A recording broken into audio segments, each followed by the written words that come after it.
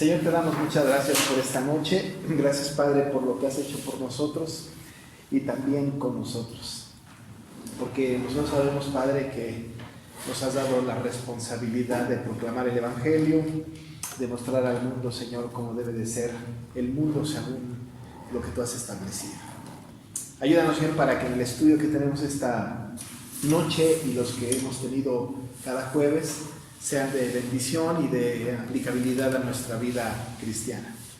Padre, pedimos por los que están en camino, que están viniendo, que puedan ellos llegar sin una preocupación, que no haya ningún problema en el camino de venida.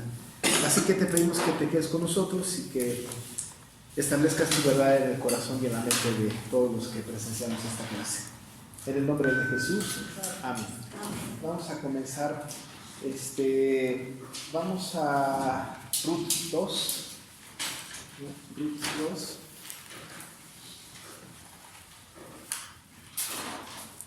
Y versículos 1, 2 y 3. Voy a leer. Dice: tenía Noemí un pariente de su marido, hombre rico de la familia de Elimelec, el cual se llamaba Booz.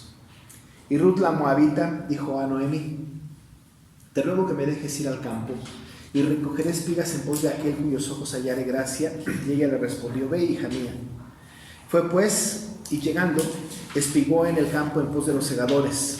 Y aconteció que aquella parte del campo era de Booz, el cual era de la familia de Elimelec.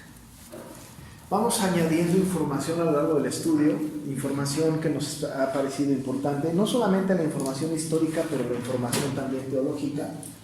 Hemos estado hablando, y ahorita vamos a hablar también un poco acerca de la providencia de Dios, y este libro, este maravilloso libro, efectivamente tiene como fundamento que podamos entender esta teología, no solamente la teología desde el punto de vista intelectual, pues del conocimiento de los conceptos, pero desde la vida de las personas, porque pudiendo entender cómo la providencia de Dios ha trabajado en la vida, o trabajó en la vida de Ruth, de Noemí, de Booz, de todos ellos, la historia que está narrada, quizá podemos nosotros también entender cómo esa misma providencia, porque Dios es inmutable, también trabaja con nosotros. Es decir, que Dios sigue siendo providente a nosotros. Y así como nosotros tenemos la historia completa de Ruth, de principio a fin, que ahorita voy a repasar, sabemos entonces que el Señor tiene control de nuestra propia existencia de principio a fin, desde que nacimos, incluso antes, y hasta que muramos, incluso después, ¿no? Es decir, hay un cuidado del Señor providente durante la época que vivimos,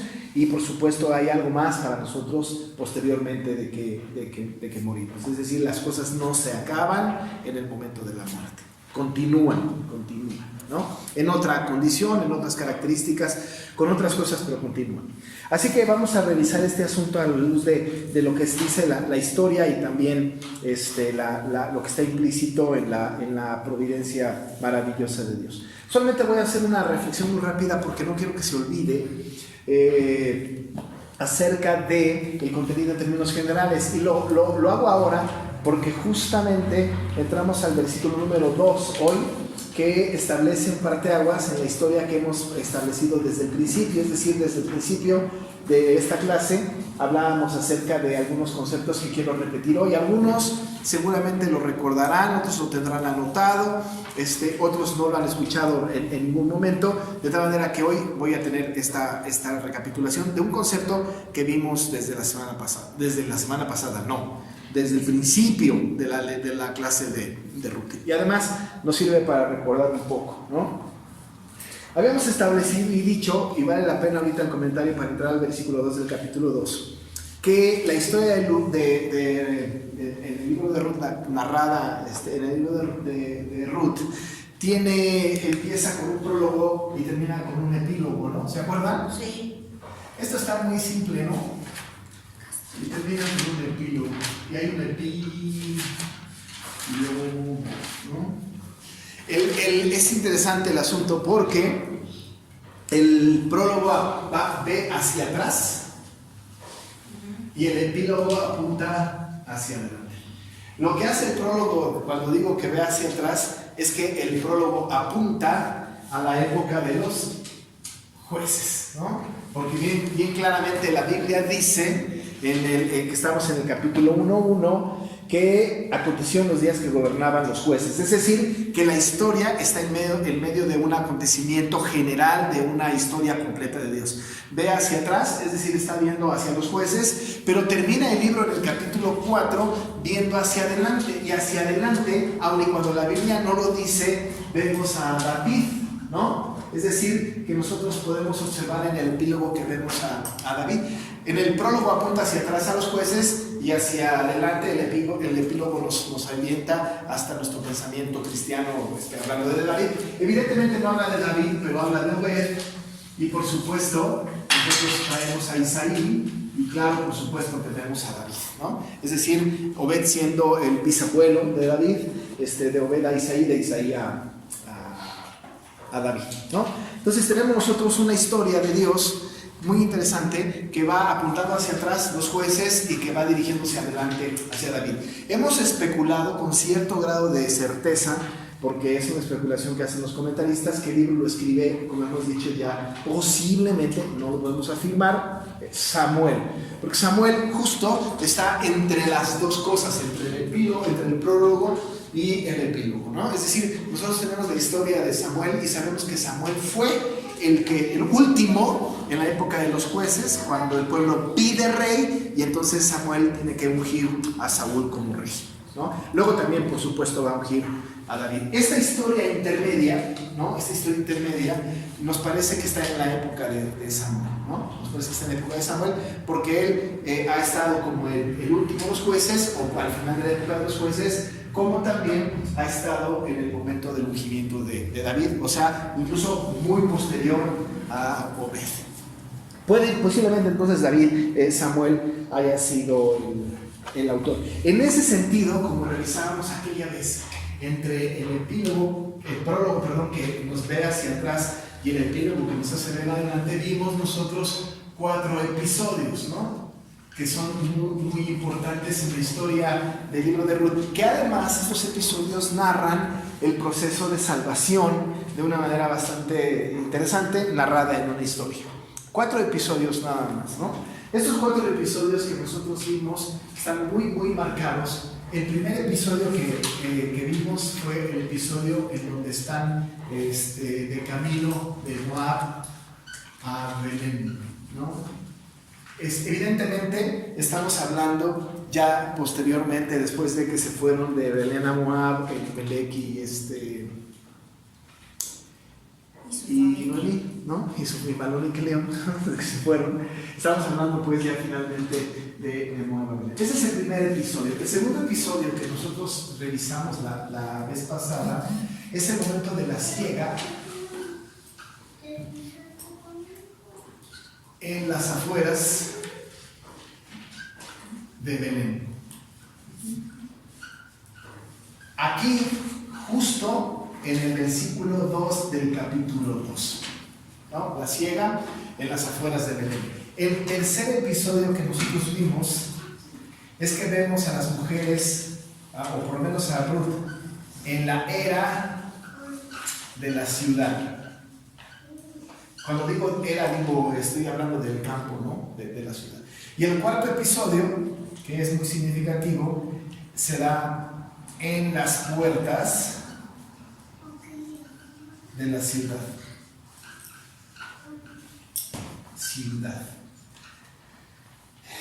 Cuatro episodios. Cuando revisamos estos 4 episodios, que están en medio, es el contenido del libro, acuérdense que atrás está apuntando hacia los jueces, adelante está apuntando a David, y justo en medio encaja esta historia con estos 4 episodios.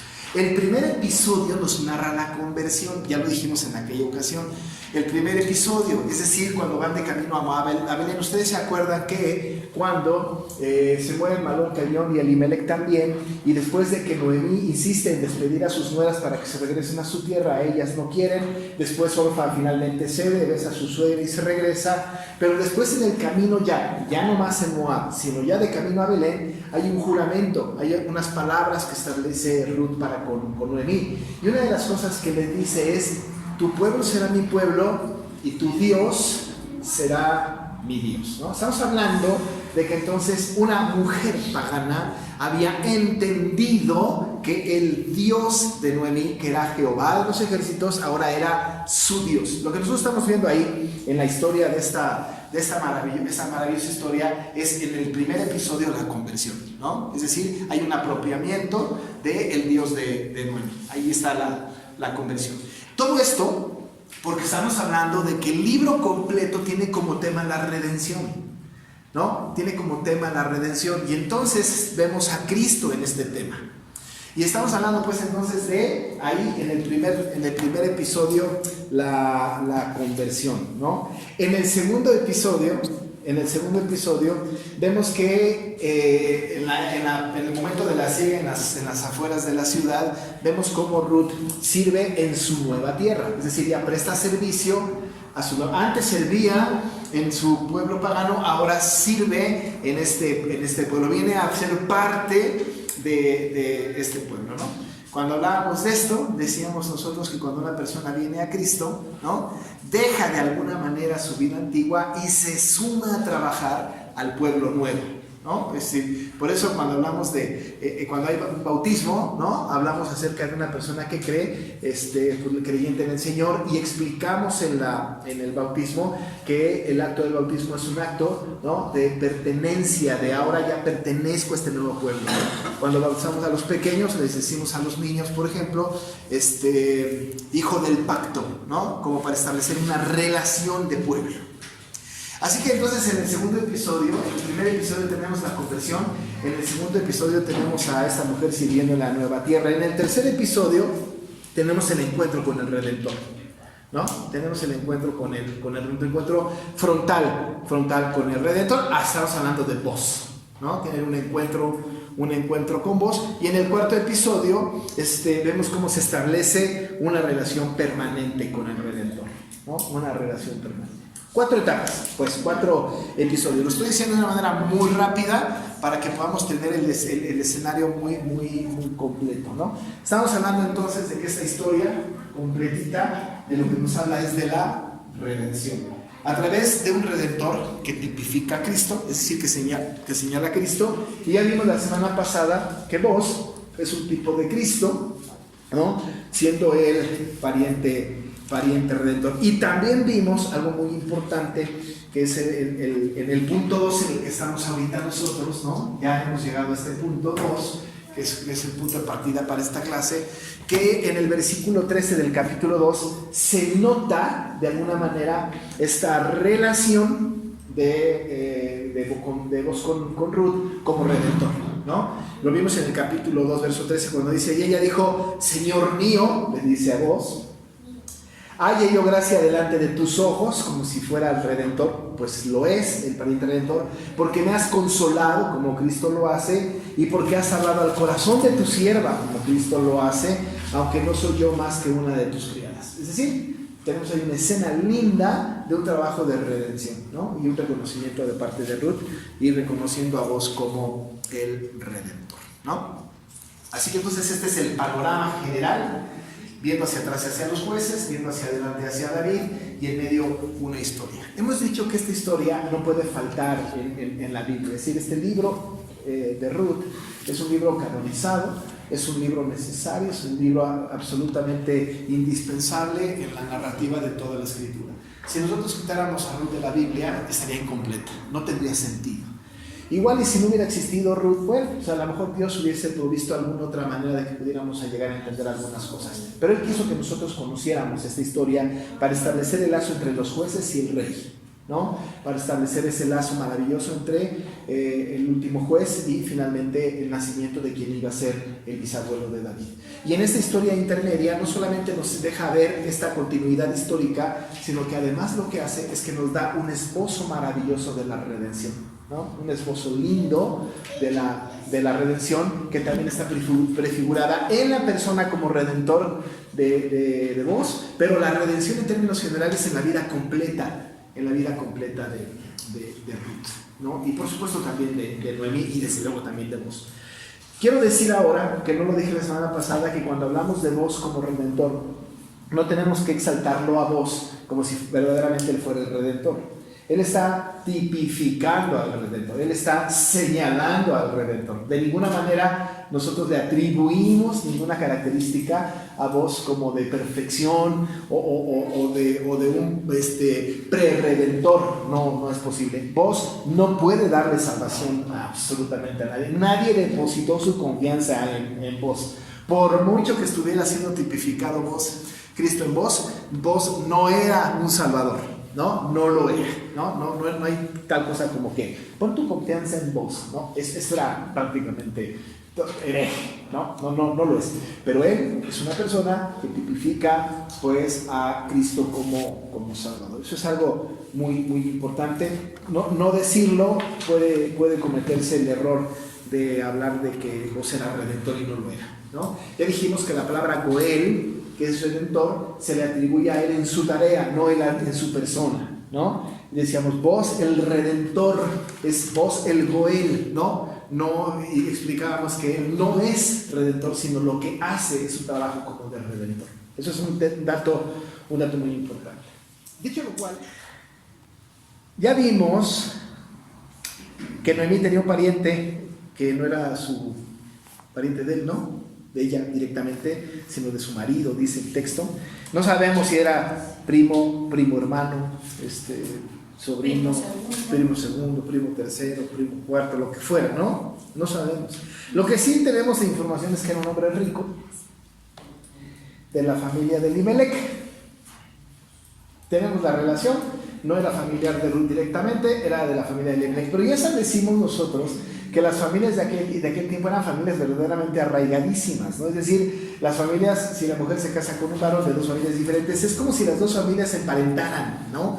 Y tuvieran lazos entrañables. Hoy día no se estila mucho, ¿no? No es como muy común, ¿no? Incluso hoy día hasta tu familia y mi familia, ¿no? En aquel tiempo era ya mi familia, ¿no? Tenían esta relación familiar. Entonces Noemí, no negó a su familia y el autor nos dirige hacia la familia de Noemí, que era justamente un hombre rico de la familia de Elimelec, y ya nos dijo aquí que él se llamaba Boz. Hemos hablado de eso. Pero luego entra el versículo número 2, que es sobre el que vamos a poner un poquito de atención solamente en esta clase y hablar un poco acerca de la providencia. Y Ruth la Moabita, ahora recuerden ustedes que no está siendo nombrada Ruth, estaba como protagonista Noemí, ¿no? Y incluso Noemí se había atrevido a decir, ¿no? Me fui llena y regresé vacía, ¿no? Ya decimos que Ruth pudo haber dicho, pues qué mala onda, aquí estoy, ¿no? ¿Cómo que regresaste vacía? Sí, aquí estoy contigo, ¿no? Es decir, pero bueno, así se fue Noemí de Belén y había regresado sin nada. Entendemos que cuando dice que regresó vacía es que regresa sin marido y sin hijos, ¿no?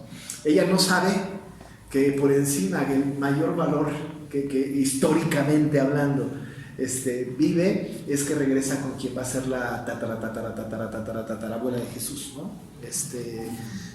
No sabía eso. Ella ni idea tenía de eso. Pero bueno, no se menciona a Ruth, y es posible que no se mencione porque es extranjera, porque no es una mujer rica, porque es una mujer desconocida. Y cuando se menciona a Ruth, se le menciona como una extranjera, ¿no? Como Ruth la Moabita, ¿no? Es algo interesante, la identifican, pero tienen que hacer una referencia de que es moabita. Ruth la Moabita, Ruth la extranjera, Ruth la que no debe de estar aquí, digamos, de alguna manera, porque bueno, pues ella es moabita y está en Belén. ¿Cómo puede ser posible esto, no? Pero el autor entonces nos dirige hacia la nacionalidad de Ruth y dice: Ruth la Moabita le dijo a Noemí, ¿no? Entonces ya empieza a haber una serie de diálogos. Vamos a tener 4 diálogos interesantes en esta historia. Y estos diálogos que vamos a tener son diálogos que van a ser muy significativos en toda la historia hasta la consumación de la redención en este texto, desde el punto de vista del valor literario, cuando es rescatada Ruth y por supuesto también Noemí por el matrimonio de Ruth con Boz, ¿no? Dice entonces Ruth la Moabita a Noemí, le dice: te ruego que me dejes ir al campo y recogeré espigas en pos de aquel a cuyos ojos hallare gracia. Y ella respondió: ve, hija mía. ¿Qué tenemos aquí? tenemos a esta mujer moabita. No sabemos si tenía alguna profesión. La Biblia es clara cuando quiere que nosotros sepamos que alguien tiene alguna profesión determinada, ¿no? Tenemos, por ejemplo, en el Nuevo Testamento una historia maravillosa en Hechos que nos habla de Lidia y sabemos qué hacía, ¿no? Vendedora de púrpura. O sea, nosotros sabemos, ¿no? Sabemos también de Priscila qué hacía. Es decir, cuando la Biblia quiere decirnos qué hace, nos habla de alfarero, ¿no? Hacedora de tiendas, vendedora de púrpura. Es decir, la Biblia nos habla de ciertos personajes y en algunas ocasiones nos dice a qué se dedica, ¿no? Incluso José mismo, el carpintero, ¿no? Es decir, tenemos nosotros manera de saber sus oficios. Si es mencionado el oficio, es porque es necesario para la historia. Si no es mencionado el oficio, es que no es necesario para la historia. Pero si lo menciona, entonces me parece que es importante. Pero aquí lo omite. No tenemos idea de qué se dedica Ruth. Lo único que sabemos es que Ruth es moabita. No nos dice moabita la curtidora, o moabita la pintora, o moabita Ruth la moabita la tejedora. No tenemos ninguna información. Ahora, presumiblemente, lo que pasa con Ruth es que Ruth, viniendo de un lugar extraño, evidentemente llega a una ciudad y aun y cuando tenga alguna característica particular de oficio, pues no se atreve mucho a meterse a ciertos oficios en un pueblo que era desconocido. Sobre todo sabiendo Ruth, porque posiblemente le contó su marido Malón o su suegra Noemí, o viviendo su suegro Elimelec, seguramente les contó: mira, mi hijo se casó contigo, no debió haberlo hecho, o a lo mejor incluso hasta trató de persuadir Noemí a su hijo: mira, no te cases con una moabita, mamá, pero está bien bonita, yo me quiero casar con ella, que sí, o lo que sea. Es posible que ella haya sabido pues que esta relación no era tan buena o tan bien vista entre el pueblo judío, ¿no? Particularmente en Belén. No nos dice nada, puede ser que haya tenido algún oficio, pero ella no dice la Biblia esto, y no hay ningún lado en la Biblia donde diga esto. Pero ahora sí que, como dice el dicho, a la tierra que fueres haz lo que vienes, ¿no? Es decir, llega ahí, dice, no sabemos cuál es el oficio, pero lo que sí sabemos es que tiene una disposición de corazón de ayudar a su suegra, que está en una situación bastante deplorable, ¿no? Y entonces le pide con una súplica, ¿no? Con una expresión de súplica, ¿no? Te ruego, ¿sí? Adelante, muchachos, pásenlo. Te ruego, le dice a Ruth a Noemí, que me dejes ir al campo. ¿Cuántas nueras en el mundo de hoy se acercan a su suegra y le piden permiso para cualquier cosa, ¿no? No es el estilo, ¿no? Bueno, vamos, ¿cuántas nueras después de que muere el marido se van a vivir con la suegra? Digo, para empezar, ¿no? Esto está así como que extremo, ¿no?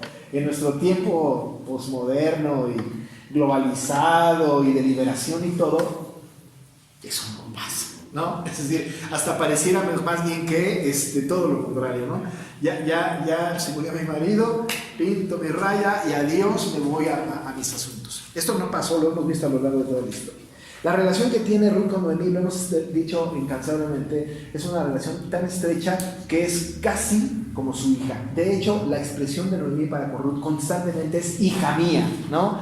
No era mía, ¿no? Sino hija mía. Esta relación estrecha hace que Ruth tenga mucho respeto para con Noemí. Posiblemente también porque está entendiendo la situación por la que pasa Noemí, pero no tenemos que olvidar que tiene un mismo o un duelo semejante Ruth, porque a Ruth también se le murió su marido, ¿no? Es decir, no solamente a Noemí, Noemí lo tiene más difícil porque se le murió el marido y 2 hijos, ¿no? A Ruth nada más se le había muerto el marido, pero bueno, coincidentemente era el hijo de su suegra, ¿no? Y entonces esta relación es muy linda, es muy entrañable, y le dice Ruth entonces a Noemí: te ruego, ¿no? Te ruego. Esta expresión es muy importante, ¿no? Te ruego, por la relación que se establece, y dice que le ruega que me dejes ir al campo. Posiblemente haya habido un primer intento Noemí, o un segundo intento de Ruth, de decirle, oye, ¿qué te parece si voy, ahorita en la época de la siega de la cebada, ¿qué te parece si voy a espigar? ¿No? Y es posible que Noemí le haya dicho, no, aguántate, no vayas, espérame tantito. De una manera que ahora insiste, puede ser, ¿no? Estamos en una especulación santa, ¿no? Insiste Ruth y entonces le dice, te ruego que me dejes ir al campo. Hablamos un poco la semana pasada y antepasada que en el gran escenario de la providencia de Dios, ¿no? Está que estaba justamente la época de la siega de la cebada, ¿no? Entonces llegaron en un momento adecuado. Ahorita voy a hablar un poquito más de la providencia, pero llegan en un momento adecuado donde hay siega de la cebada, ¿no? Ya había pasado el tiempo de la siembra, ahora llegaba el tiempo de la siega, pues de la cosecha, había tiempo de recoger el fruto, ¿no? Producto de la tierra. Entonces le pide que te deje ir al campo a recoger espigas, ¿no? En pos de aquel a cuyos ojos hallare gracia. ¿Sabía dónde iba Ruth? No tenía ni la menor idea. Lo único que sabía es que tenía que ir al campo. ¿Al campo de quién? Ni idea, ¿eh? Hasta este momento, ni idea. Un día, hace muchos años, yo vivía en una ciudad de Querétaro, y la iglesia donde yo trabajaba no tenía la posibilidad de sostenerme, ¿no? Y entonces un día le dije a mi esposa, voy a salir a buscar trabajo. Es como si yo hubiera dicho, voy al campo a buscar la papa, ¿no? Y salía. Y fui. Y el primer lugar al que fui, pues me contrataron y fui subdirector de una universidad allá en Querétaro. Pero salí, voy al campo, ¿no? Así voy, tal cual, ¿no? Parece ser que Ruth estaba en esa misma condición, ¿no? Voy al campo. ¿Al campo de quién? Pues voy a buscar trabajo, ¿no? Es decir, hoy diríamos a la buena de Dios, ¿no? Voy a ver qué encuentro. Quiero hacer este énfasis porque lo que quiero rescatar a continuación es el asunto de la providencia de Dios. Que Dios dirige los pasos de aquel en quien tiene un plan, ¿no? Un plan de salvación, un plan para cumplir el propósito de Dios. No es un plan para cumplir el propósito de Noemí, no es un plan para cumplir el propósito de Ruth, es un plan para cumplir con el propósito de Dios. Y Dios se va a valer de su creación para cumplir su propósito. Le guste o no le guste a la creación, ¿no? Por eso se valió, por ejemplo, de Faraón para cumplir su propósito, y a Faraón no le convino. Por eso se valió de Judas para cumplir su propósito, a Judas no le convino. Por eso se valió de Nabucodonosor para cumplir su propósito, a Nabucodonosor no le convino. Es decir, Dios hace para sí, ¿no?, la historia para cumplir con su propósito. Y Ruth, sin saber, ahorita nosotros, cuando pregunté al campo de quién, algunos dijeron vos. Sí, pero porque conocen la historia. Pero en el momento histórico que estamos narrando, ni idea, Ni idea. Ustedes pueden decir, pero en el versículo 1 ya dijo, ¿no?, que Noemí tiene un pariente rico de la familia de su marido Elimelech. Sí, pero el versículo 1 es narrativo, ¿no? No es que lo esté diciendo Noemí, no es que lo esté diciendo Ruth, es parte de la narrativa. Así que entonces le dice Ruth, y nos cuenta el autor, que le dice Ruth, te ruego pues que me dejes ir al campo. Voy al campo y recogeré espigas en pos de aquel, dice la Biblia, a cuyos ojos hallaré gracia. ¿Y cómo sabía Ruth, no?, que había que recoger espigas en ese tiempo? Bueno, tenemos dos verdades absolutas aquí. Una, sabemos que es el tiempo de la siega de la cebada. Ahora, no es desconocido para nadie, ¿no? Acuérdense que cuando llegaron allá y vieron a Ruth y a Noemí cuando llegaron, las mujeres fueron las que dijeron, ¿no? Viene Noemí, no me llame Noemí, llámenme Mara, porque Jehová me ha puesto en gran amargura, ¿no? Es decir, las mujeres estaban en el pueblo y aparentemente, dicen los comentaristas, los hombres estaban en la chamba de la siega, de la siembra, de la siega, de la cosecha, ¿no? Ese tiempo, la cosecha, va a tardar aproximadamente 2 meses esa temporada. había que aprovechar. Déjenme decirles que en la época de la siega era muy importante que todos los varones fueran a hacer la labor. Dice, todos los que tenían una era, pues todos los que tenían un terreno tenían que levantar. No solamente levantaban para la comida de ese día, sino que tenían que levantar para sostenerse durante la época de la siguiente siembra, que tenía una tardanza determinada para la siguiente siega, ¿no? Es decir, había que sembrar y esperar para que la tierra benevolentemente, por la misericordia de Dios, diera fruto. También tenemos que recordar que Belén pasó por una circunstancia muy terrible donde no había comida. Es la razón por la cual Noemí, Elimelec, Malón y Kelión salieron de Belén para dirigirse a Moab, porque no había alimento. Ya lo dijimos, ¿no? Belén es casa de pan. En la casa de pan no había pan. Y tuvieron que salir. Ahora es un momento precioso. Providencialmente, ¿no? Dios había permitido que todo esto aconteciera y en el momento justo dio la posibilidad de que se sembrara y que se pudiera cegar, porque igual y siembran, pero no ciegan. Es decir, puede ver que siembran con la esperanza de que haya lluvia, de que el tiempo sea adecuado para que entonces el fruto crezca. Pueden sembrar y no cegar, pero hay veces que se siembra y se ciega. Y a veces la siega es abundante. No dice la Biblia si la siega era abundante, pero evidentemente está implícito en el texto y además en el siguiente capítulo que la siega era bastante buena, porque incluso hay trabajadores, tiene que pedir voz a gente que venga a apoyar en esta maravillosa cosecha. Dice la Escritura entonces que ella quiere ir a recoger espigas.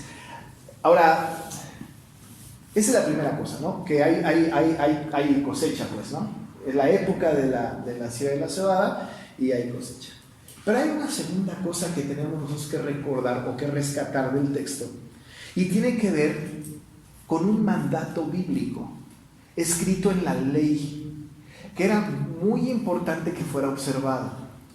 El mandato bíblico que estaba establecido para el pueblo judío, y conste que estoy hablando que era establecido para el pueblo judío y no para los moabitas, sino para el pueblo judío durante su camino por el desierto. Había un mandato establecido que tenía que ver con una provisión de Dios para con su pueblo y con los más pobres y con los extranjeros que llegaban a visitar al pueblo. Es decir, que el Señor no solamente proveyó para la gente de su pueblo, sino incluso hizo provisión para gente que estuviera fuera del pueblo y que llegaba al pueblo en la época de la siega. Muy importante. Además, cuando una mujer había perdido a su marido, cuando no tenía manera de cómo sostenerse, porque en aquel tiempo los maridos verdaderamente sostenían a las mujeres, entonces una mujer quedaba viuda y no podía trabajar, no se hacía del alimento. Dios entonces estableció una ley para que esa ley fuera aplicable, ¿no? Para la época en que fue escrita la ley, pero que perdurara por todo el tiempo. Los judíos conocían esta ley. Es posible que Ruth haya escuchado por parte de Noemí, posiblemente por su marido Malón, es posible que haya escuchado por su suegro Elimelec de esta ley. Es posible incluso que la haya leído. Pero la ley establece lo siguiente.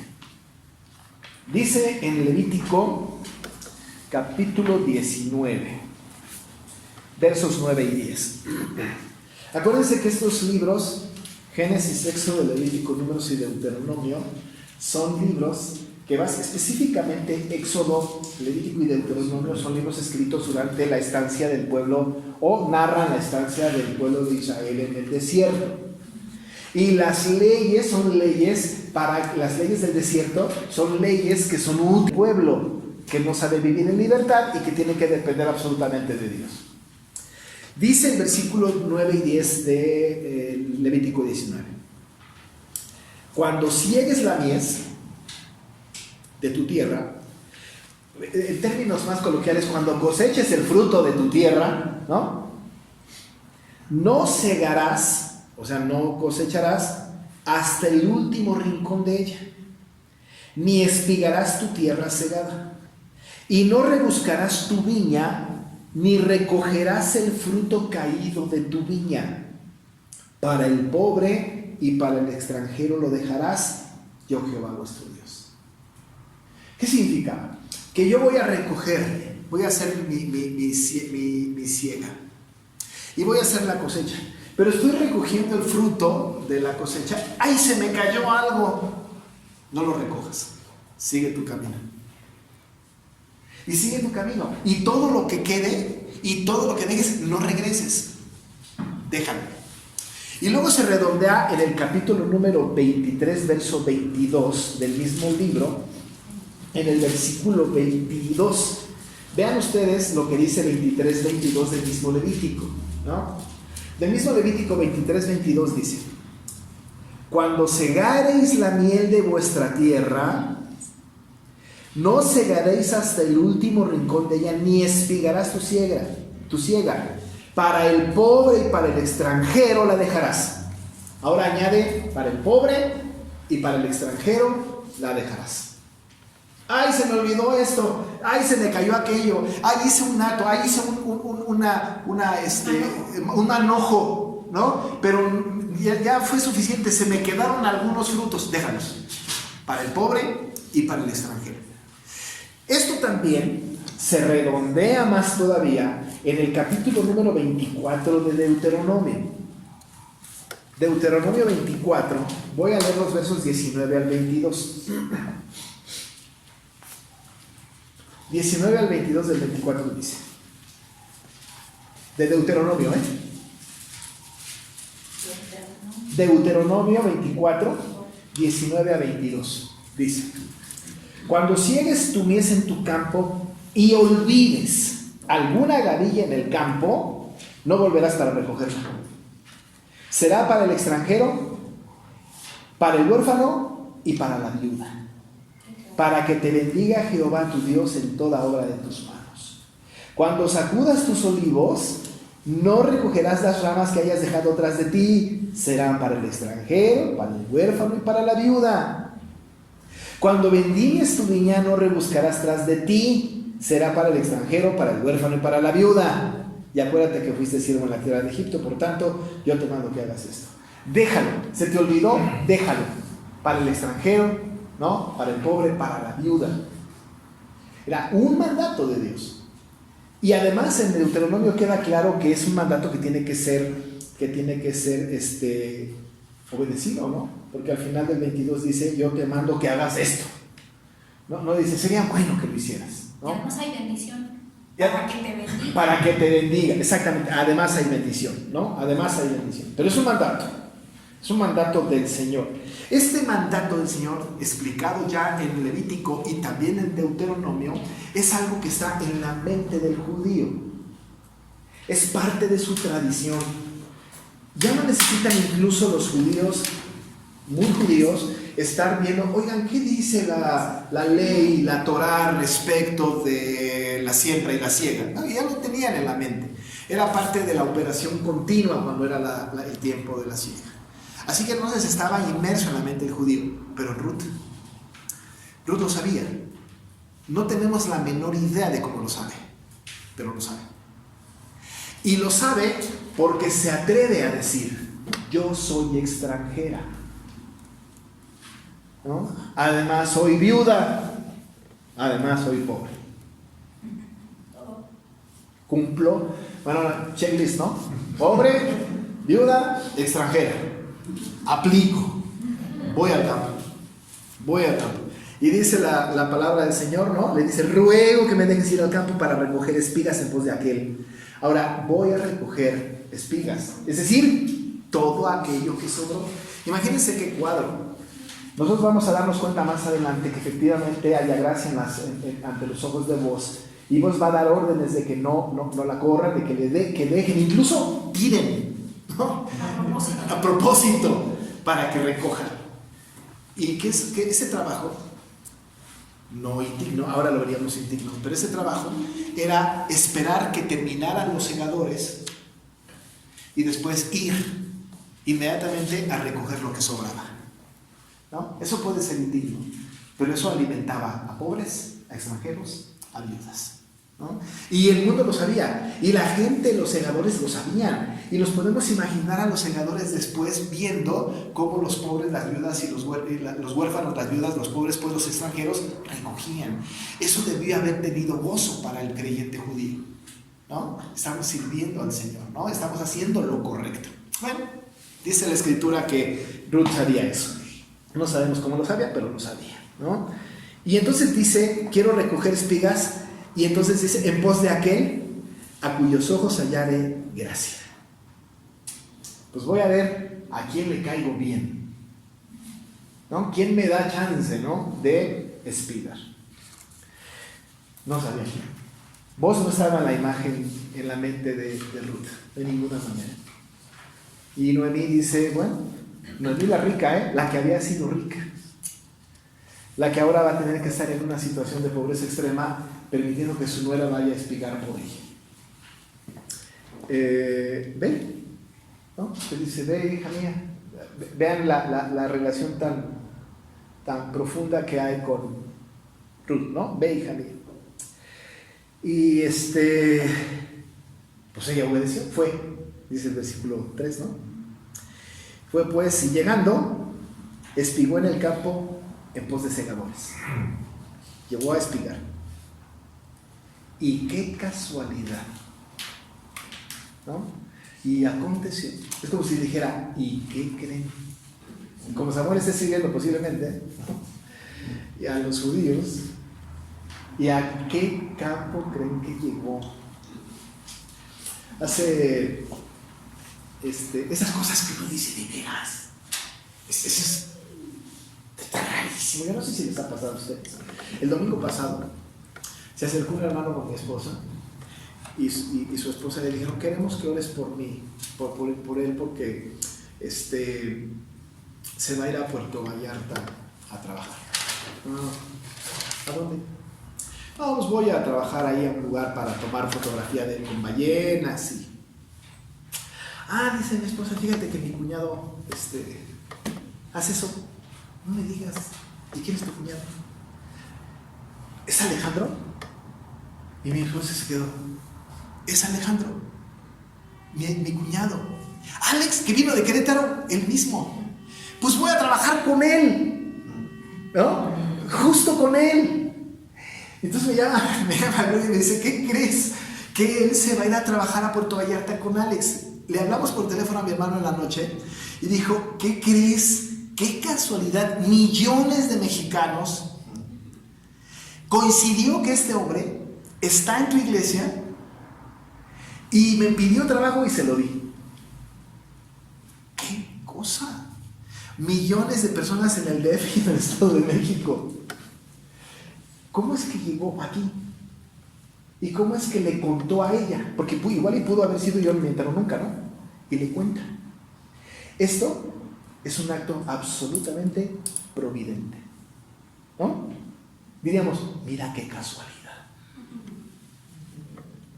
Dios manejando su propia historia. Pues resulta que aconteció que Ruth, tras los segadores, llega a una era, llega a un campo. Y qué casualidad. Ese campo era de Boaz, ¿no? Dice la Biblia en el verso 3. Fue pues, y llegando, espigó en el campo en pos de los segadores, y aconteció que aquella parte del campo era de Boaz. Y qué casualidad, era de la familia de Elimelech. Es decir, era el pariente rico de Noemí. Qué casualidad. Ahora, evidentemente, amados hermanos, nosotros no creemos en casualidades, ¿no? Y además, por favor, si alguien tiene en su vocabulario la palabra diosidencias, quítenla. Por favor, se los suplico. Eso no existe. Mejor providencia, ¿no? Poder soberano absoluto de un Dios que controla su propia historia. Pastor, perdón, y había comentado dos tipos de providencia. Ahorita voy a platicar de esa providencia. Sí, justamente ahí voy. Soberano. Soberano. O sea, la providencia es la providencia, lo que dijo la definición. definición de providencia. Ajá. ¿qué El poder dije? soberano de Dios que maneja su propia historia. Eso es.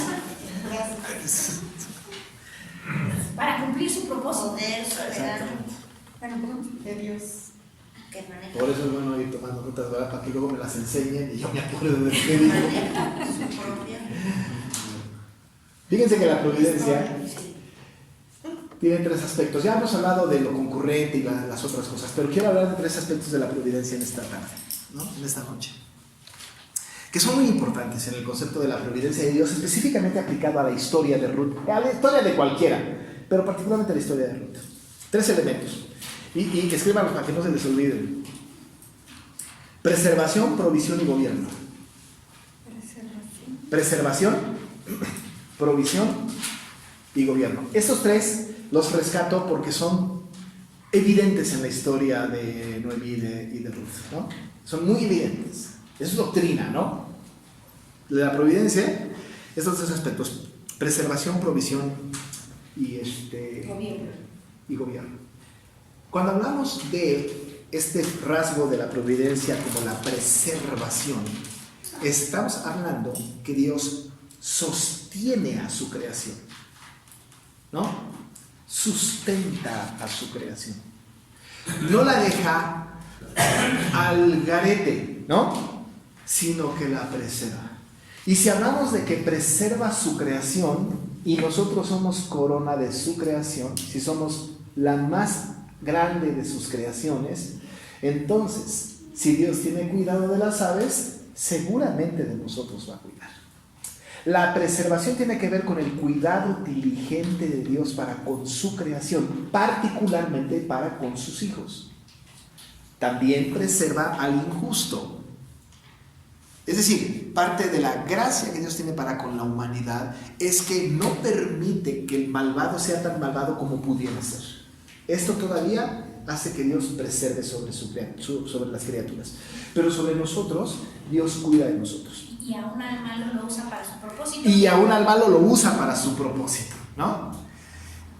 En este rasgo de la providencia que es la preservación, ¿no? Hay dos pasajes muy lindos que me parece que son muy interesantes que podamos mencionar. Uno está en Colosenses 1:17, cuando Pablo dice: todas las cosas en él subsisten, ¿no? Todas las cosas en él subsisten. Y otro pasaje que yo les animaría para que lo aprendan de memoria, y luego mi esposa nos enseña el canto, que es Nehemías 9:6, ¿no? Dice: tú solo eres Jehová, tú hiciste los cielos y los cielos de los cielos con todo su ejército, ¿no? La tierra y todo lo que está en ella, los mares y todo lo que hay en ellos. Y tú vivificas todas estas cosas. Vivificas todas estas cosas y los ejércitos de los cielos te adoran, ¿no? Maravilloso. Dios preserva. Nehemías 9:6. Dios preserva a su creación. ¿Lo podemos notar en Ruth? Sí, claro. Estar en la era de Booz, tener la posibilidad de que Ruth pueda experimentar el cumplimiento de una ley que no era de ella, que no le pertenecía a su pueblo, es parte de que Dios está preservando a Ruth con un propósito divino. El propósito divino es que finalmente se case con Booz y que nazca Obed, pero la preserva. Y no solamente a Ruth, a Noemí, ¿no? Es decir, hay preservación en esto. Esto es un acto de la providencia de Dios, la preservación. Pero el segundo elemento que ya mencioné es la provisión, ¿no? Dijimos preservación, pero también dijimos provisión. Dios da, Dios otorga. Él es el Dios del oro y de la plata. Él no ha visto justo desamparado ni su descendencia que mendigue pan. Él provee al cansado. Él da alimento al hambriento. Él es un Dios proveedor. Nosotros sabemos, ¿no?, que Dios provee para nosotros.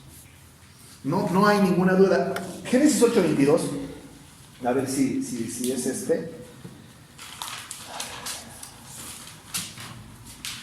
Dice, lindo el pasaje de Génesis 8:22. Dice: mientras la tierra permanezca, no cesarán la sementera y la siega, el frío y el calor, el verano y el invierno, el día y la noche. Es parte maravillosa de la provisión de Dios. Dios ha provisto para Ruth y para Noemí. Sí.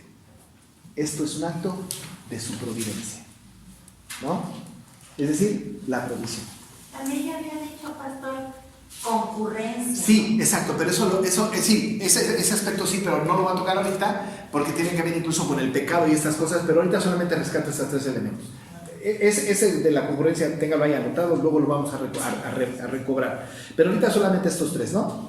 Preservación, provisión y gobierno. La providencia de Dios tiene que ver con su gobierno, ¿no? También el pasaje de Nehemías 9:6 es maravilloso. Tú solo eres Jehová, tú hiciste los cielos y los cielos de los cielos con todo su ejército, ¿no? La tierra y todo lo que está en ello, los mares y todo lo que hay en ellos, y tú vivificas todas estas cosas y los ejércitos de los cielos te adoran. Nehemías 9:6, ¿no? De Jehová es la tierra en su plenitud, el mundo y los que en él habitan. Salmo 24:1, ¿no? No hay algo, porque porque por él, de él y para él son todas las cosas. A él sea la gloria por los siglos. No hay una sola cosa, ni un átomo, ni una molécula que se escape del gobierno de Dios. No hay una sola cosa que suceda sobre la faz de la tierra, visible o invisible, que no esté en el control, en el gobierno absoluto de Dios. Ni una sola cosa. Todo lo que está pasando en la vida de Noemí y de Ruth está dentro del gobierno del Señor, por su providencia, ¿no? Preservación, provisión y gobierno. Y Dios está gobernando. ¿Saben cómo vemos que Dios gobierna esto? Por su poder plenipotenciario sobre la tierra. Porque Él quita la posibilidad de la siega y la pone cuando le da la gana. Ahora, por puro capricho, no, para cumplir con su decreto eterno, para cumplir con su propósito. Y su propósito se va a cumplir sí o sí. ¿Y cómo lo va a hacer? A través de la provisión, a través de la provisión y a través del gobierno, ¿no? Por la preservación, provisión y gobierno. Dice Dios, aquí estoy. Y a ver quién, ¿no? ¿Quién hace algo, ¿no? Ahora, tengo que decir que todo lo que está sucediendo puede tener tragedia para alguna persona. Pero también es cosa de entender que Dios va a cumplir su propósito, porque el propósito de Dios no es que nosotros estemos bien. El propósito de Dios es que en su obra tiene que ser glorificado. Con nosotros, sin nosotros o a pesar de nosotros. Él debe ser glorificado. Y su voluntad va a ser perfecta para Él. Pero Señor, pasaste por encima, se murieron los maridos, pero de lo que se trataba era de cumplir con mi propósito, no el de ellos, ¿no? Y en todo esto el nombre del Señor tiene que ser glorificado. Así lo entendieron ellos. Y entonces Ruth, valientemente, diligentemente, pero movido por el Espíritu de Dios, ¿no? Va a un campo X y qué casualidad, era de Boz. Y llega con Boz y qué casualidad, era pariente de Elimelec, ¿no? Qué casualidad. Estas casualidades, pues, no tienen otra explicación nada más que la preservación, la provisión y el gobierno de Dios sobre la vida de esta familia. Dice la Escritura que entonces aconteció que aquella parte del campo era de Boz, el cual era de la familia de Elimelec. Y se encuentra finalmente con Boz. Esta historia, aquí vamos. La siega en las afueras de Belén. Ahora vamos a ver a Ruth trabajando para el pueblo de Dios. En el pueblo de Dios, para el pueblo de Dios. Todo el proyecto de redención se va cumpliendo hasta el final, en donde ella va a permanecer con su Redentor por siempre, por la herencia que le va a dar a través de Obed y después hasta David y Jesús, ¿no? Muy bien, amados hermanos, Vamos a orar. Padre, muchas gracias por esta historia, porque podemos ver con toda claridad tu mano poderosa que preservas a tu creación, que nos preservas a nosotros, que provees para nuestras necesidades y para cumplir tu propósito, y que gobiernas sobre todas las cosas, visibles o invisibles. Padre, gracias porque esta historia pues nos cuenta de un Dios providente y de un Dios que cumple su decreto. Nosotros te adoramos por eso y entendemos, Señor, que tú has trabajado en nuestra vida de la misma manera y no hay ninguna queja. Entendemos que cada cosa que nos acontece es para cumplir con tu propósito santo. Ayúdanos, Señor, para no quejarnos, pero también ayúdanos para que podamos correr la senda en santidad, obedeciendo tu ley, acatando tus mandatos. Te damos gracias por este tiempo y te pedimos que te quedes ahora con nosotros en la siguiente actividad. En el nombre de Jesús. Amén.